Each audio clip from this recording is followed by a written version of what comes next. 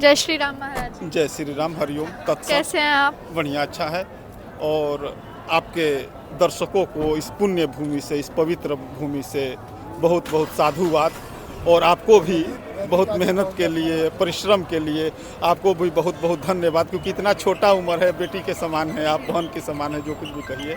आप लोग अपने एफर्ट के जरिए, अपने परिश्रम के जरिए जो आपका कंट्रीब्यूट हो, अपने हेरिटेज को पूरी विश्व में ले जाना, ये अपने आप में एक अप्रिशिएट का काम है कि नहीं? बिल्कुल। कि आप इतना कम उम्र में एक जो धार्मिक अटैचमेंट है, एक धार्मिक लगाव है, उसके द्वारा अपने धार्मिक विरासत को विश्व के कोने कोने में ले जाना अपने चैनल के माध्यम से। मुस्कान रघुवंशी के तमाम दर्शकों को इस पुण्य भूमि से साधुवाद। उनके जीवन में प्रोस्पेरिटी, हैप्पीनेस और प्लेजर आए इस पुण्य भूमि से, मेरा ये कामना है, इच्छा है।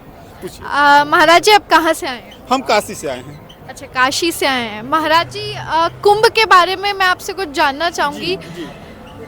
कुंभ का जो हिस्टोरिकली पर्सपेक्टिव है और उसके पीछे एक आध्यात्मिक पर्सपेक्टिव होता है, तो पहले जो हिस्टोरिकली पर्सपेक्टिव है उसको थोड़ा सा ब्रीफिंग हम देंगे कि इसका सिग्निफिकेंस क्यों है इस होली लैंड का। इसका सिग्निफिकेंस ये है कि यहाँ जो हमारी लेजेंडरी जो स्क्रिप्ट है, उसके अंदर जो मेथोलॉजी है, जो लेजेंडरी है, वो जो कथा, पौराणिक कथा है, उसके अनुसार देवासुर जब सागर मंथन किए तो उसमें से अमृत निकला। और अमृत जब निकला, 14 रत्न भी निकला, विष भी निकला। लेकिन जब अमृत निकला तो अमृत के लिए देवता और असुर आपस में लड़ाई झगड़ा करने लगे। तो उस दरमियान कुछ बूंदे 4 जगह छलक के ड्रॉप हो गया। वो 4 जगह जो ऐतिहासिक, जहाँ पे ये सेरेमोनियल इवेंट का जो है सो कि आयोजन होता है, वो 4 जगह है। प्रयागराज, नासिक, उज्जैन और हरिद्वार। 4 जगह क्यों? इसका इसलिए सिग्निफिकेंस है कि यहाँ अमृत के बूंदे टपकी थी। इसलिए 12 वर्ष के बाद, एक ईरा के बाद, यहाँ एक सेरेमोनियल जो है सो कि रिचुअल इवेंट का आयोजन होता है, जो कि धार्मिक है। और पूरे विश्व के लोग इस जगह पे, एक स्थान पे, तमाम जो संस्कृतियाँ है, संगम इसको बोला गया है, क्योंकि 3 नदियों का जो समावेश है, जो इंटरफ्लो है ना। तो उसी प्रकार सभी संस्कृतियाँ, सभी कलर, सभी छोटे बड़े, सभी जाति बिरादर के लोग, सभी मतलब कि European civilisation, western civilisation, Indian civilisation जो है, और तमाम सिविलाइजेशन को यहाँ आप देख रहे हैं कि समागम हो रहा है एक स्थान पे। तो इसका भी अपना एक सिग्निफिकेंस है। लेकिन इस ऐतिहासिक घटनाक्रम के पीछे हमारे महापुरुषों ने, हमारे ऋषियों ने, हमारे फोर फादर ने क्या संदेश दिया, क्या मैसेजिंग किया इस कहानी के जरिए। तो अमृत तो कोई वास्तव में घोल पदार्थ नहीं है जिसको पी लेने के बाद व्यक्ति अमर हो जाए। अगर ऐसा हुआ रहता तो राम क्यों शरीर छोड़ते, कृष्ण क्यों शरीर छोड़ते, बुद्ध क्यों शरीर छोड़ते? अपने आप में क्वेश्चन मार्क है। तो वास्तव में अमृत क्या है? मृत कहते हैं मरण धर्मा को, नाशवान को, जो कि मोर्टल हो, डिसइंटीग्रेट जो कुछ भी होता है। तो जो कुछ भी मटेरियल है, जो कुछ भी हमारा शरीर भी है, पचभौतिक शरीर, वो डिसइंटीग्रेट होगा, मोर्टल होगा, नाशवान है, मरण धर्मा है। तो अमृत तो क्या है? मृत कहते हैं नाशवान को। अमृत तो कहते हैं जिसका मृत्यु ना हो, जो मिटे ना, जो सदैव है, शाश्वत है, एक रस हो, जिसमें किसी प्रकार का कोई चेंजिंग ना हो, जो किसी प्रकार उसमें कोई कन्वर्जन ना हो, जो स्थिर सत्ता है। तो वो है परमात्मा, वो है ईश्वर। एक परमात्मा, एक ईश्वर, और वो हमारे हृदय में है। ईश्वर सर्वभूतानां हृदय देशे अर्जुन तिष्ठति। हे अर्जुन, वो ईश्वर सभी के भूत प्राणियों के हृदय देश में रहता है। तो इस ईश्वर, हृदय स्थित ईश्वर का जो कम्युनिकेट का जो रोड मैप मिल जाए, जो लेआउट मिल जाए, किस प्रकार हम ईश्वर से कम्युनिकेट करें, किस प्रकार हमसे उनसे 1 to 1 टॉक हो, किस प्रकार एक उनके द्वारा हम कन्वर्सेशन कर पाएँ, तो उसका जो रोड मैप है, उसका जो प्रोसीजर प्रोसेस है, जो उसका जो विधि है, वो ऋषियों से, महात्माओं से मिलता है। इस संगम में सभी लोग आएंगे, किसी ना किसी संत से टकराएंगे। यहाँ ज्ञानी पुरुष सब आते रहते हैं, तो उन संतों के माध्यम से, उस ऋषियों के माध्यम से यहाँ पे आएंगे, उनसे बात करेंगे, उनसे मिलेंगे। तो वो आपको एक परमात्मा का जो शोध का विधि है, एक परमात्मा की जो प्राप्ति का विधि है, उस एक परमात्मा से जो कम्युनिकेट का जो रोड मैप है, वो आपको मिल जाएगा। और फिर उसके अनुसार चलिएगा तो उस ईश्वर से जुड़िएगा। वही अमृत स्वरूप है। माहर सागर को किस प्रकार मथिएगा, एक अपने आप में एक प्रश्न हो जाएगा, सागर नहीं मथ पाएंगे ना। तो मंथन क्या करते हैं, जिस प्रकार हम अभी आपको बोल रहे हैं, तो इसको आप मंथन करिएगा कि महाराज जी ने क्या सही बोला, क्या गलत पड़ा। तब एडिटिंग करिएगा, जरूर करिएगा, कोई भी करेगा। मंथन करिएगा तो उसमें जो सार तत्व होगा आप निकाल लीजिएगा, आसार को डिलीट मार दीजिएगा, नहीं है ऐसा। तो उसी प्रकार रीथिंकिंग करिएगा, कंसीडर करिएगा। तो उसी प्रकार मंथन, स्वयं में मंथन करना, स्वयं का जब चिंतन करेंगे, मंथन करेंगे, कंसीडर करेंगे, तो जो उसमें सार तत्व है उसको ग्रहण कर लेना है, सार को छोड़ देना है। तो सार एकमात्र ईश्वर है, एकमात्र परमात्मा है, उसको धारण डिटरमाइन करना है अपने हृदय देश में। अब बाकी जो कुछ भी असत है, जो मरण धर्मा है, वो उसको बाहर कर देना है। तो ये अमृतों का विधि है, बाहर का सागर मंथन। ये संसार ही सागर है। पुनरअपि जन्म पुनरअपि मरणम का जो सरकम चांसेस है, उससे स्केप कर जाना। इसी को भावाटवी जो है सो कि इंडियन लिटरेचर में, इंडियन स्क्रिप्चर में जो है सो कि भावाटवी कहा गया है। बर्थ रिबर्थ का जो सरकम चांसेस है, उस सरकम चांसेस से स्केप करना, यही है ना भव सागर से पार हो जाना। मुक्ति, लिबर्टी है, जो सेल्फ रियलाइजेशन है, जो सोल सेंट्रिक है, जो सोल डिस्कवरी है ना।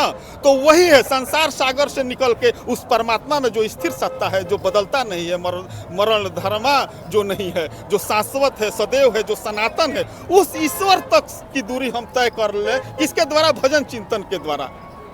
तो ये है अमृत। देवासुर संग्राम हुआ, संसार ही सागर है। देवासुर क्या, हमारी दो वृत्तियां है। ये हाइपोथेटिकली इमेजिनेशन के द्वारा, एक स्क्रिप्ट के द्वारा बताया गया है। ये मेटाफोरिकली है, रूपक है।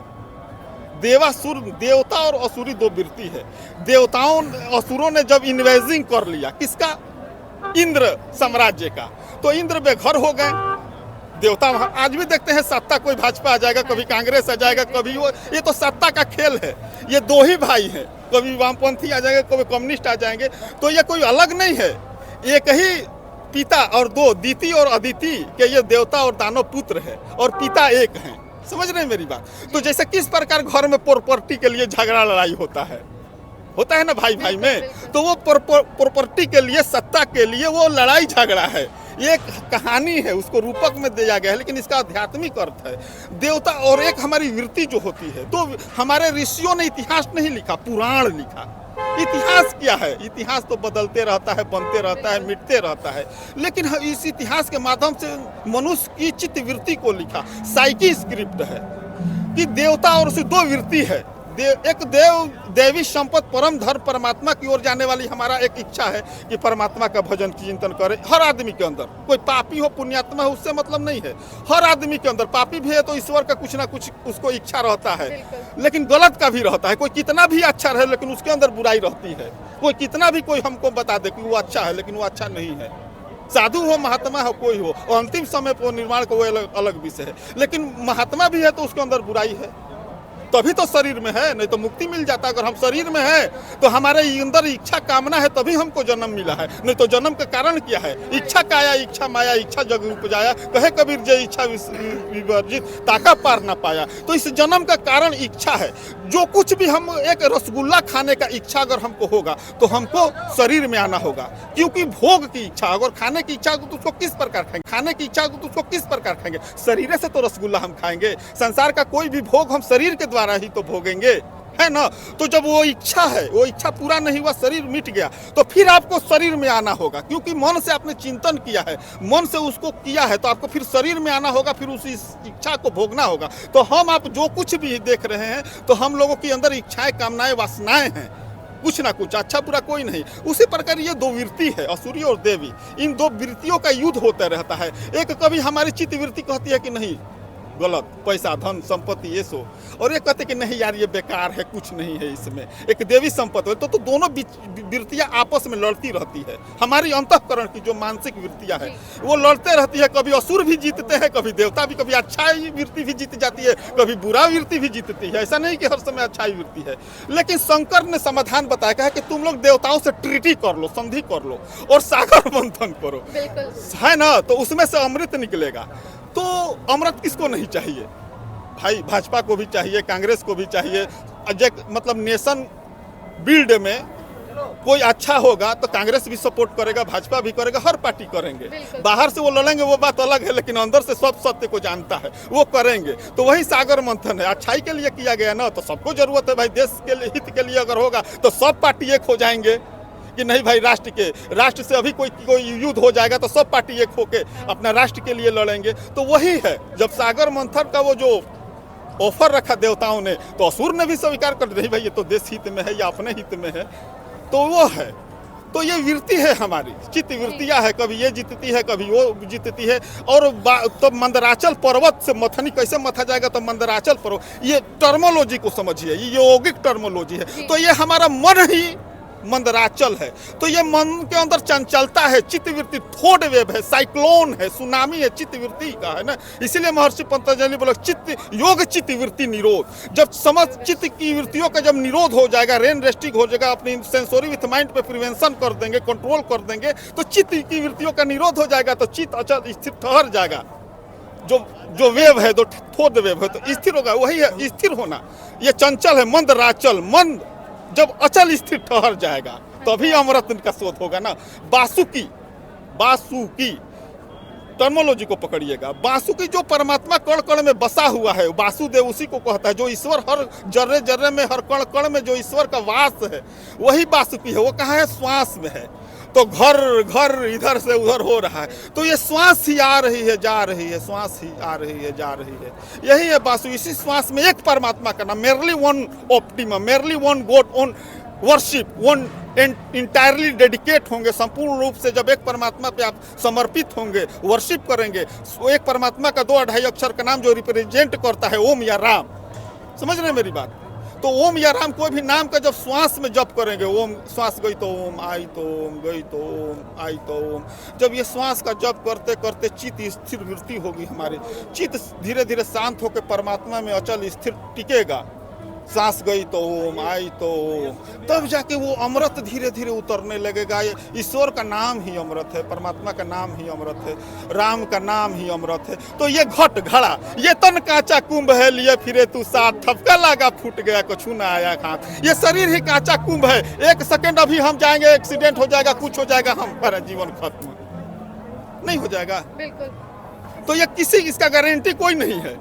ये तन काचा कुंभ है, क्षण में मिट जाएगा, लेकिन उस मिटने से पहले अमृत का शोध कर लिया जाए, आत्मा का शोध कर लिया जाए, soul centric, soul searching, soul discovery, है ना।